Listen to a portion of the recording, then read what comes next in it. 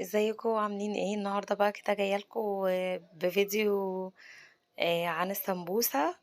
طريقه لفها والحشوات ايه اللي بنلفها. انا معايا هنا لفه سمبوسه، ومعايا الحشوات اللي انا وريتها لكم اللي هي فيها بسطرمه وجبنه تركي وجبنه شيدر، قصدي وجبنه موتزاريلا، ومعايا جبنه مثلثات اللي هي اللافاشكري، اي نوع عندكم انتوا بتحبوه. انا زي ما وريتكم كده اهو، دي لفة السمبوسة. في الاول بتتلف كده بقسمها، يعني بجيب دي كده وبجيب دي كده، وبحط بقى الجبنة من جوه اي نوع حشوات انا بحبها. انا كمان كان عندي لحمة مفرومة بس انا نسيت اصورها. كان عندي لحمة مفرومة كمان، كنت معصجاها، حشيتها برضو بيها. انا بحط الجبنات اهو، البسطرمه والحاجه كلها جوه، ما نحشيهاش جامد قوي علشان خاطر ما تتملاش على الاخر. يعني نخلي الحشوه كده ايه برضو حلوه كده، مش ما تكونش محشيه جامد قوي.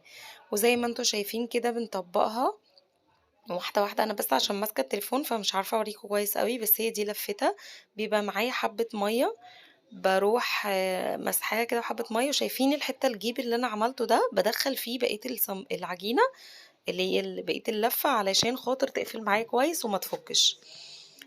دي أنا عملتها قبل الفطار على طول علشان خاطر ما تفُكِّش معايا وتبقى سخنة على طول للتقديم. زي ما أنتم شايفين كلّهم شكل مثلثات. دي شكلهم كده بعد ما خلص، بعد ما لفيت الكمية كلّها.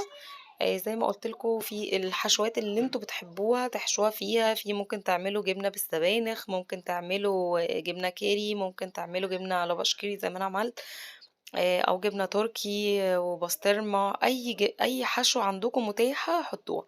دلوقتي أنا باحط الزيت على النار وباولّع عليه، بس يا بنات ما باسخّنوش كويس أوي، يعني ما باسخّنوش لحد اللي هو يغلي، يعني باسخّنه يعني بيبقى عادي دافي، يعني مش سخن أوي، علشان خاطر ما تاخدش لون معايا على طول، والحشوة من جوّه ما تبقاش ماسكة في نفسها سايحة.